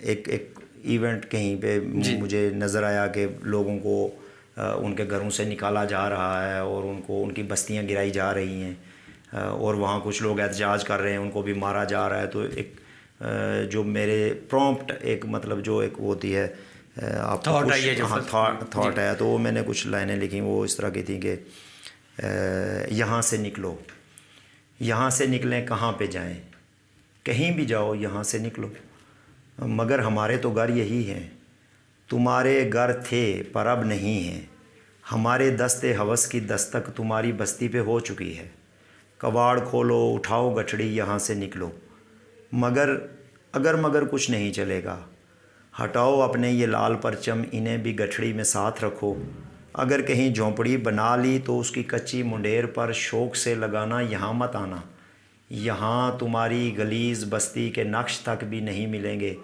یہاں بنائیں گے ہم پلازے، حسین بنگلے، امیر بچوں کی درسگاہیں، نفیس ہوٹل، تمہارے بیکار زرد خوابوں کے سبز مقتل، کہ جن پہ لہرائے گا ہمارا یہ سبز پرچم، یہ پرچموں میں عظیم پرچم، عطائے رب کریم پرچم۔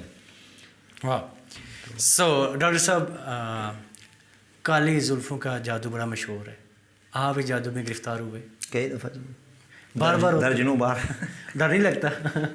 نہیں، اس میں ڈر لگنے کی کیا بات ہے، چونکہ کوئی یہ تو محبت تو ایک اچھا جذبہ ہے، مطلب اگر آپ کا کوئی معاملہ کوئی دوسرا ہے، آپ کسی ذہنی بیماری کا مطلب اگر آپ کسی ذہنی بیماری کا شکار ہیں، یا آپ کسی مطلب آپ یہ سمجھ لیں کہ سیکشول ڈسیبلٹی کا یا کمپلیکسٹی کا پرابلم ہے آپ کا، تو اس کے تحت بھی بہت ساری چیزیں ہو رہی ہوتی ہیں، کوئی روایتی بھی جو ہمارے محبت کے اپنے اپنے وہ ہیں، لیکن کسی حسین چہرے کو یا کسی دوست کو اس کے لیے محبت پیدا ہو جانا آپ کے دل میں، یہ تو بڑا نیچرل سی بات ہے۔ اور کالی زلفوں کا جادو آپ کو اسپیسیفکلی نہیں، وہ ضروری نہیں کہ کالی ہوئی ہوں ہر دفعہ، وہ بلونڈ وغیرہ بھی آج کل تو چونکہ شیڈز بہت آتے ہیں تو وہ کوئی بھی ہو سکتی ہے، صحیح، لیکن میں ہمیشہ سے میرا دل جو ہے وہ ایک محبت کرنے والا دل ہے، مجھے بہت ساری چیزوں سے محبت ہے، اس میں چونکہ میل ہوں تو مجھے فیمیل سے محبت تو ویری نیچرل ہے، اوبویسلی یہ ہو جاتی ہے، بچوں سے محبت ہوتی ہے، پیٹس سے محبت ہو جاتی ہے، آپ کو مناظر فطرت سے محبت ہو جاتی ہے۔ ڈاکٹر توقیر گیلانی کا سب سے بڑا ڈر کیا ہے؟ میرا ایز سچ کوئی بہت بڑا ڈر نہیں ہے، میرے جو ہے نا مطلب کچھ مسئلے ہیں بیسیکلی جی، جو مجھے ڈراتے رہتے ہیں، اس سینس میں کہ میں اس سے بہت زیادہ ہائپر ہو جاتا ہوں۔ مطلب جیسے کہ یہ جتنی بھی پسماندگی ہے معاشرے میں، آزادی سے بھی زیادہ جو مجھے سب سے زیادہ چیز جو ہانٹ کرتی ہے وہ جو ہمارے سماج کی بحثیت مجموعی گراوٹ ہے، پسماندگی ہے یا گراوٹ آپ اس کو کہہ لیں، اس میں آپ اس کو میٹیریل سطح پہ بھی آپ لے لیں اور آپ اس کو شعوری لیول پہ بھی لے لیں، اور مورالٹی میں بھی کہیں پہ کیسے؟ یہ مجھے بعض دفعہ اتنا زیادہ وہ ہانٹ کرتی ہے کہ مجھے خوف آتا ہے کہ میں یعنی اپنے آپے سے باہر ہو جاتا ہوں بعض دفعہ نا، مطلب یعنی کہ ایسے کہ میں غصہ آتا ہے کہ بھائی یہ کیا ہے، یعنی جب آپ آج کی دنیا میں ہیں تو آپ پوری دنیا کو دیکھ رہے ہیں نا، آپ مختلف سماجوں کو دیکھتے ہیں، جی، تو آپ کو لگتا ہے کہ یہ انسانی سماج ہے، ایسا ہونا چاہیے۔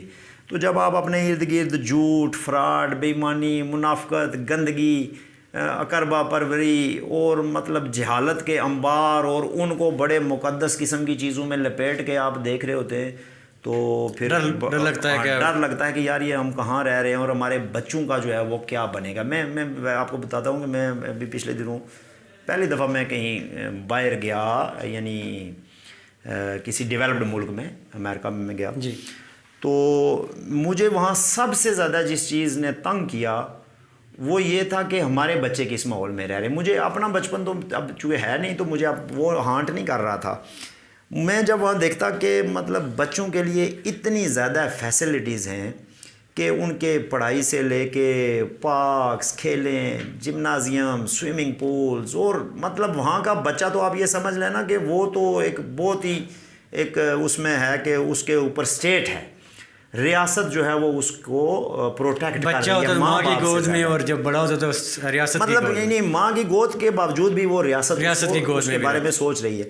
تو میں وہاں بیٹھے ہوئے سوچتا تھا یار کہ ہمارے بچے جو ہیں ان کے لیے نہ کوئی گراؤنڈز ہیں، نہ اسکول ہیں، نہ ان کے لیے مطلب اس طرح کا کمپیٹیٹیو انوائرمنٹ ہے، ڈاکٹر صاحب جب آپ کیا بنیں گے؟ اس طرح کی جب آپ بات سوچتے ہیں، جب اس طرح کے خیالات ذہن میں آتے ہیں، یہ صرف آزاد ریاست جموں کشمیر کے لوگوں کے لیے آتے ہیں یا کہ نہیں، یہ تو میرا گلوبل ہے، اس میں تو میں تو کوئی کسی نیرو نیشنلزم پہ بلیو نہیں کرتا ہوں۔ میں یہ کبھی نہیں کہوں گا کہ کشمیری جو ہیں یہ دنیا کی سب سے عظیم قوم ہے، ریاست جموں کشمیر کے لوگ، یا یہ دنیا کی سب سے بہادر قوم ہے، یا یہ دنیا کی سب سے ذہین اور خوبصورت قوم ہے، کیا کہتے ہیں دنیا کی یا سب سے ہمارا ملک جو ہے وہ دنیا کا سب سے خوبصورت اور یہ ہے یہ ہے یہ کیا ہے، یہ تو کیا آپ یہ کہیں گے کہ کشمیری دنیا کی سب سے مظلوم قوم ہے؟ نہیں، یہ بھی میں نہیں کہوں گا سب سے مظلوم قوم ہے، مظلوم قوم ہے، سب سے مظلوم والا یہ تو پھر معاملہ تھوڑا دوسرا ہو جائے گا، ہم سے بھی زیادہ مظلوم دنیا میں بچپن سے یاد ہے، ابھی آپ بچپن کی باتیں لائک بچوں کی باتیں کر رہے تھے، وہاں سے آپ کا بچپن میں ڈاکٹر توقیر گیلانی شرارتی ہوتے تھے کیا؟ ہاں جی بالکل، میں ایک تو کھیلتا بہت رہا ہوں جی، اور شرارتی تو میں شروع سے ہی ہوں۔ کوئی ایک ایسا واقعہ جو آپ کو یاد کر کے ہنسی آ جاتی ہے؟ ہاں، مجھے ایک واقعہ یاد ہے اس طرح کا کہ وہ پسٹل آتے تھے، چھوٹے پسٹل آتے تھے، نہیں واٹر گن نہیں، اس میں پڑتا وہ بارود کی ایک چھوٹی سی گولی ہوتی تھی، وہ لکڑی میں بارود ڈال کے تو وہ اس میں ڈال کے تو وہ ہم کھیلتے تھے۔ ان دنوں میں ایک ڈرامہ آتا تھا اندھیرا اجالا، جی، تو اس میں وہ پولیس ہوتی تھی اور اس میں چور ہوتے تھے، تو یہ ہمارا بڑا فیوریٹ گیم تھا کہ ہم کچھ چور بن جاتے تھے، ڈاکو مجرم بنتے تھے، اور کچھ پولیس بن جاتی تھی۔ تو میرا ایک کزن تھا، میرے ہم عمر ہی تھا تقریباً، تو مجھے اندازہ نہیں تھا کہ وہ گولی جو ہے وہ ہارٹ بھی کرتی ہے۔ ہم تو اس کو جب فائر کرتے تھے تو اس میں سے دھماکے کی آواز تو آتی تھی، لیکن وہ کسی کو لگتی وقتی نہیں تھی، وہ پھٹ جاتی تھی۔ تو میں نے اس کے سر پہ رکھ کے تو وہ فائر کر دیا، تو وہ پسٹل بھی تقریباً 1 فٹ بڑا تھا اور اس میں اچھی خاصی موٹی وہ پڑتی تھی۔ تو اس کے جیسے ہی وہ فائر ہوا نا تو اس کے سر سے خون کا فوارہ جو ہے نا وہ نکلا، اگرچہ وہ بہت زیادہ ہے، وہ ڈیپ تو اس نے امپیکٹ نہیں کیا، لیکن اس کی جلد اور وہاں سے بال اور وہ سارے اڑ گئے اور تیزی سے خون نکلا، وہ کہ نس وس بھی تھی۔ تو میں کوئی میرے خیال میں اب شاکڈ ہو گئے 12-14 سال کا ہوا ہوں گا شاید، تو میں بہت زیادہ جو ہے نا وہ شوق ہوا، بہت زیادہ، میں مطلب ڈر ہی گیا کہ یہ کیا ہو گیا ہے۔ سیاسی شرارتیں بھی کرتے ہیں؟ سیاسی شرارتیں سچ کوئی خاص تو نہیں کرتے، मतलब میں اپنے کام کرنے کا عادی ہوں اور اس میں میں اسٹریٹ فارورڈ بات کرنے کا عادی ہوں. مجھے یہ اچھا ہی نہیں لگتا کہ میں لپیٹ کے باتیں کروں. اور میں ذاتی طور پہ اس نقطہ نظر کا حامی ہوں کہ چونکہ ہم کوئی انتہا پسند نہیں ہیں, کوئی دہشت گرد نہیں ہیں, نہ ہم ان طرح کی چیزوں کو, تو بات کی حد تک جو ہم باتیں کرتے ہیں وہ بالکل کلیئر ہونی چاہیے, وہ واضح ہونی چاہیے اور ان کو لپٹا ہوا نہیں ہونا چاہیے. تو اس لیے شاعر توقیر گیلانی کا فیوریٹ شاعر کون سا ہے؟ میرا فیصل. جی صحیح. اور اس سے پہلے کہ ہم اپنے پروگرام کے نیکسٹ اور لاسٹ سیگمنٹ کی طرف بڑھیں, میرا ایک آپ سے سوال, جو میرا ذاتی سوال, کہ قوم پرستی اور بنیاد پرستی میں کوئی فرق ہے؟ دیکھیے نا, یہ جو جتنی ساری چیزیں ہیں یہ بیسیکلی تو یہ بنیاد پرستی تو تھوڑی سی جدید ٹرم ہے قوم پرستی کی نسبت. جی. تو مطلب اگر آپ ان کو ان کے بالکل لٹرل میننگز میں دیکھیں تو یہ دونوں ہی پھر ہو جاتی ہیں. یعنی پرستش, کسی چیز کی پوجا کرنا, اور اس کو آپ صحیح سمجھیں گے, غلط سمجھیں گے, وہ تو ایک وہ اچھی بات نہیں ہے, آپ اس تناظر میں دیکھیں گے. جی. اب ان چیزوں کو اس طرح سے جوڑنا کہ جیسے ہمارے مخالفین ان کو جوڑتے ہیں, یعنی کہ وہ لوگ جو یہ کہتے ہیں کہ جی دیکھیں نا آپ کس لیے آزادی مانگ رہے ہیں اور آپ قوم پرست ہیں, تو ہم بیسیکلی ہم قوم پرست نہیں ہیں, ہم کوئی کسی قوم کی پوجا نہیں کرتے. جیسے میں نے آپ کو کہا کہ میں یہ نہیں مانتا ہوں کہ جی کشمیری دنیا کی سب سے اچھی قوم ہے, یا کشمیری کوئی معاذ اللہ جو ہے وہ کشمیریت کوئی دیوتا ہے جس کی پوجا کی جاتی کرتے ہیں. یہ تو جو موسٹ ماڈرن فینومینا ہے نیشنل لبریشن کا اور یعنی قومی ریاستوں کا, ہم تو اس کی بات, ہم تو ایک ریاست کی بات کرتے ہیں کہ جو ہمارا ملک ہے, آپ اس کے اوپر قبضہ ہے, اس کو ختم کیا جائے. تو یہ قوم پرستی نہیں ہے, یہ تو قوم کی جو ہماری ایک شناخت ہم سے چھینی گئی ہے اس کی بحالی کی ایک سٹرگل ہے. ہم ساری قوموں کا احترام کرتے ہیں اور ہم اس معاملے میں بالکل بنیاد پرست نہیں ہیں. اب کوئی یہ کہے کہ دیکھو نا آپ کا جو گھر ہے, یہ اگر آپ یہ کہتے ہو یہ میرا گھر ہے تو یہ بنیاد پرستی ہے, اور اگر آپ یہ کہو کہ یہ آدھا ہمسائے کا ہے تو یہ بنیاد پرستی نہیں ہے. تو یہ ان ٹرمز کی مس انٹرپریٹیشن ہے.